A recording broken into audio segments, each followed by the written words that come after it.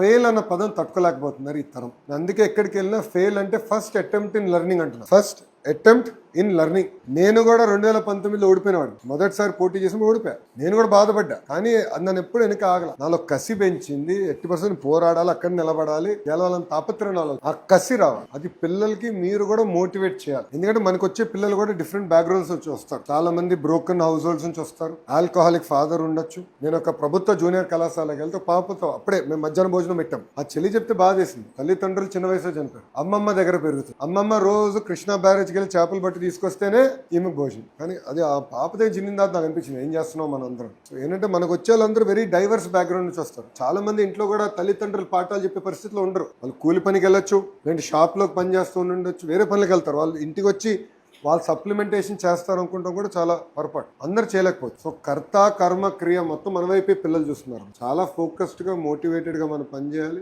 మీరు చూస్తున్నారు ట్రాన్స్పరెంట్ గా చేస్తున్నా. ఒక మంత్రిగా నేను ఏం చేసినా ట్రాన్స్పరెంట్ గా చేస్తా, ఓపెన్ గా మాట. నాకు మొహమాటం లేదు. నేను ఉన్నట్టుగా చెప్పే అలవాటు అమ్మా. నాకు అది మా అమ్మ దగ్గర నుంచి వచ్చిందో మా తాతగారి దగ్గర నుంచి వచ్చిందో తెలియదు, కానీ ఉన్నట్టుగా చెప్పేస్తా. ఎస్ ఆర్ నో అనేది నాకు క్లారిటీ ఉంది. నేను కూడా మీకు అండగా నిలబడతా. I will take care of any issue that is there.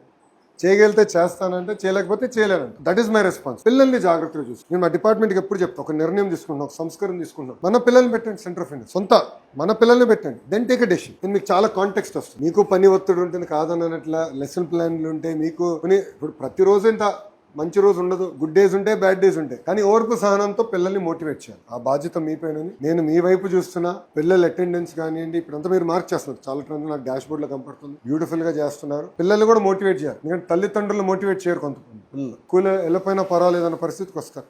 కానీ మన పిల్లలు అది గుర్తుపెట్టుకోవాలి. No child should be left behind అన్న. ఇప్పుడు మొత్తం అంగన్వాడీ నుంచి హైయర్ ఎడ్యుకేషన్ వరకు మొత్తం నేను ట్రాక్ చేస్తాను. ఒక్క చైల్డ్ కూడా వొకేషనల్కి వెళ్ళొచ్చు, లేదంటే వేరే రూట్ తీసుకోవచ్చు, కానీ ఫార్మల్ ఎడ్యుకేషన్ సిస్టమ్ నుంచి బయటపడుతుంది. సో అది మీ చేతుల్లో ఉంది. జాగ్రత్తగా చేయండి. మనకి ఇంకా ఎవ్రీ ఇయర్ ఎగ్జామ్స్ ఉంటాయి. 10th క్లాస్ మీకు తెలిసిన విషయమే. అక్కడ మార్కులు సరిగ్గా పాపితే ముఖ్యమంత్రి గారు నాకు నీట్ కట్ చేస్తాడు. ఏం కాదు. కానీ మీరు చూస్తున్నారు ట్రాన్స్పరెంట్ గా చేస్తున్నాం. టీచర్లు ఈరోజు ట్రైనింగ్కి సింగపూర్కి వెళ్ళి వచ్చారు. ఇప్పుడు ఒక టీం ఫిన్లాండ్లో ఉంది. వాళ్ళ విధి విధానాలు అక్కడ నేర్చుకుని వస్తున్నారు. అవి అమలు చేస్తున్నాం.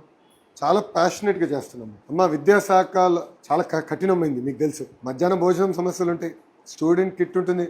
పొరపాటున ఒక చిక్కి బాగాలేకపోతే అది సోషల్ మీడియాలో బొగ్గుమంటుంది.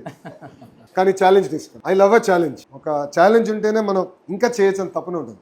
అందుకే నేను తీసుకున్నాను. దేవుడి దయ వల్ల ప్రజల ఆశీస్సులతో గౌరవ ముఖ్యమంత్రి 5 సంవత్సరాలు నాకు ఈ బాధ్యత ఇచ్చారు. దాని తర్వాత మళ్ళీ ప్రజల ఆశీస్సులు ఉండాలి. ఇన్నాళ్ళు మనం వేరే రాష్ట్రాల వైపు చూసాం. ఇప్పుడు వేరే రాష్ట్రాలు మన వైపు చూసే పరిస్థితికి వచ్చారు.